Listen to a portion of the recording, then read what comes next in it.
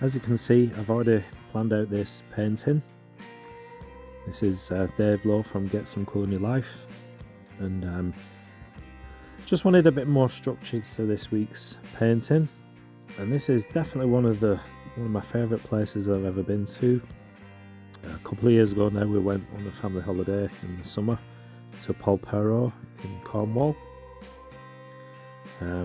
Really nice little fishing village. Really a really nice place if you've ever been. Should I say, we didn't actually stay in Polperro, we just visited for the day. We actually stayed in a place called Launceston, which is sort of mid-Cornwall. So it was a little bit of travelling to get to coastal sort of beaches. But this is definitely one of the things that I planned in our visit, to visit Polperro. I've seen various YouTube channels and different artists painting Polperro, so it sort of caught my attention from then, and I knew I had to visit this place.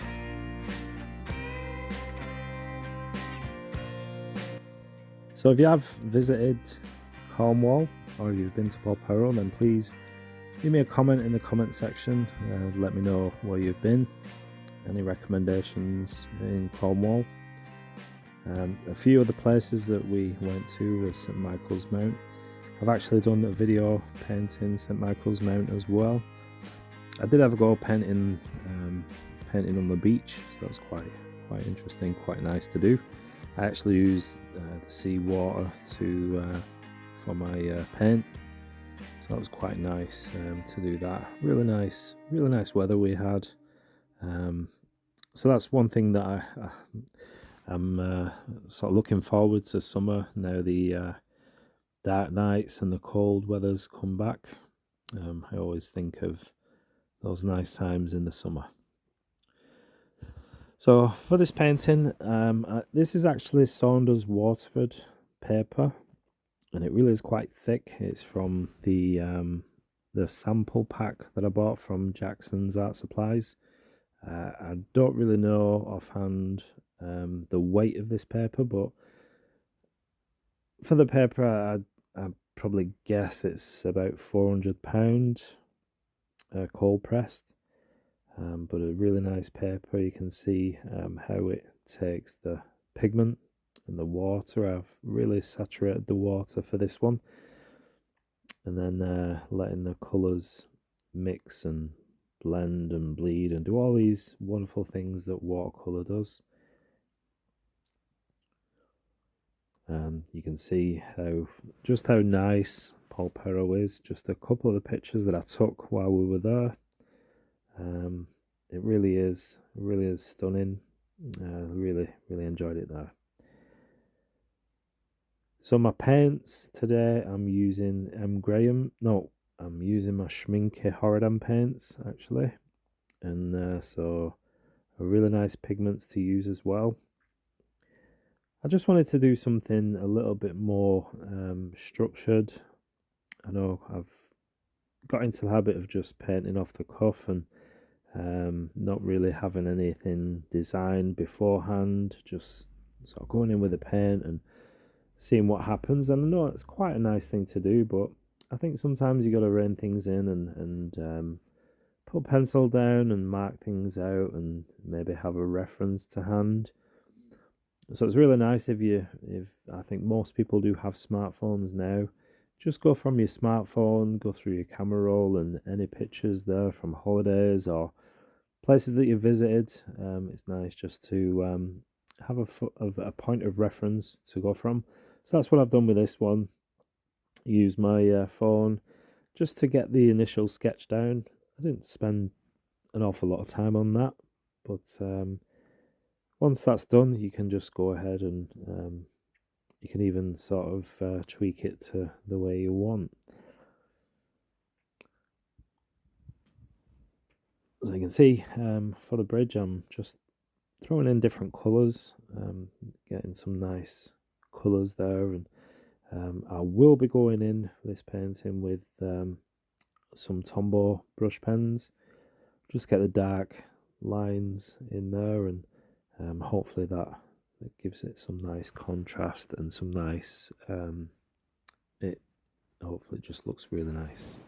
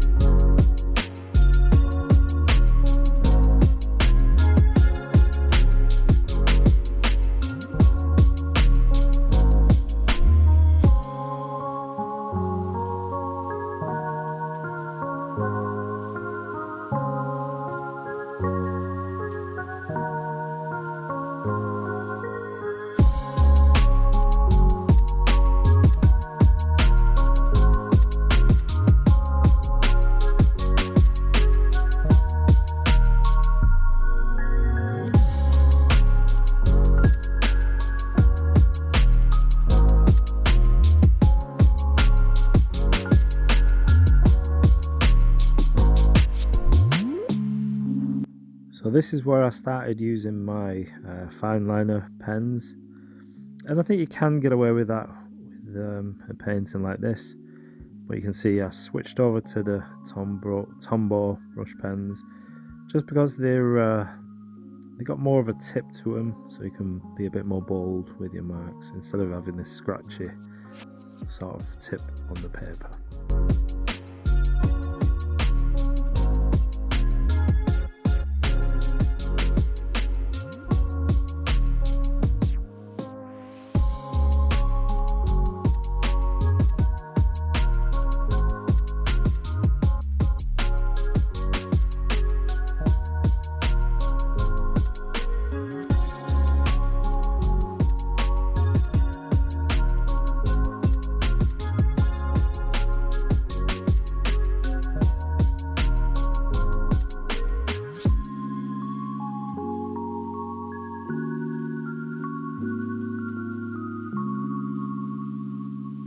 So another reason why I do like using my Tombow brush pens, and there's different brands that you can get, but I do like them just because they're you got a dual tip on there, so there's almost a finer tip, and then there's the brush pen sort of side, and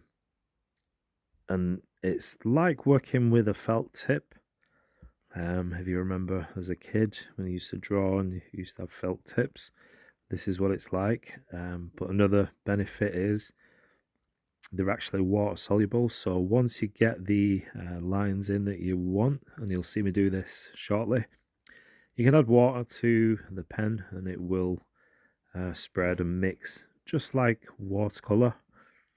So it's a really nice thing to accompany with your watercolor paints. I think for the fine liner pens, you just get that scratchy lines, and you have to go over and over to sort of cover any sort of surface. And so I'd like to make things a little bit easier for myself, and that's why I go for these brush pens. So you can see just adding water to the line, the ink from the brush pens, you can see what sort of effects you can get. You can add nice tones to your pen, darken areas, and also I've got a few different. These are the grey set that I got. So you got the black, then you got a slightly dark, lighter tone, and then you got a lighter still grey, and then there's even a blender brush, but I've never really used that yet. So if you have and you're used to and you use Tombows, then please drop me a comment. Let me know what you think of these.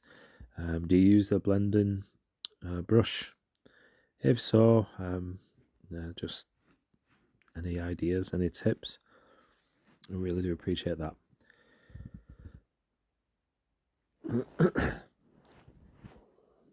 So like I said, I wanted to keep this painting really simple, really easy, so I'm just going ahead and popping marks down and suggesting things in the painting more or less. More than anything, I just want a suggestion. So it certainly isn't,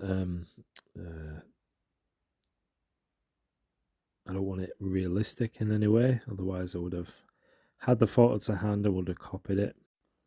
Another interesting thing about this place, or this reference photo that I took, it sort of looks like the way I've painted, it looks like these buildings and there's nothing sort of behind, maybe sky or maybe it's flat.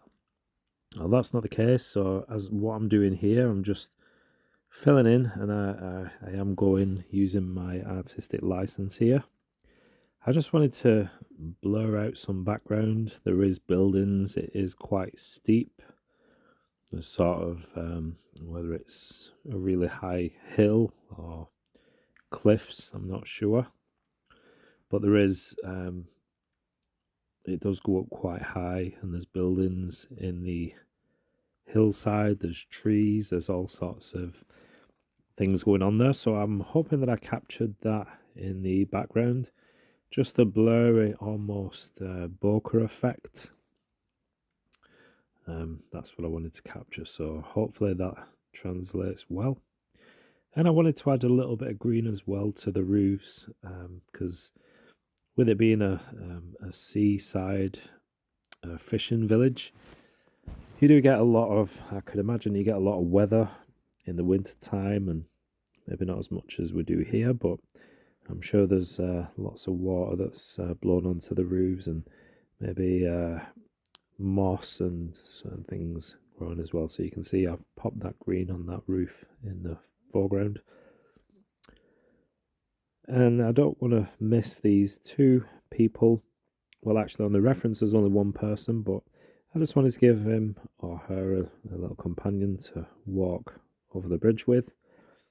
So I'm just popping those in without really fussing over detail. Just want the impression of two people walking across. So just to remove the tape, and there we have it. I hope you like this one. Please do give me leave a comment and give me a thumbs up. And if you're not subscribed to my channel yet, then please do subscribe. But that's it. Polperro in Cornwall. I hope you like this one. Thanks for watching, and I'll see you in the next one. Take care. Bye bye.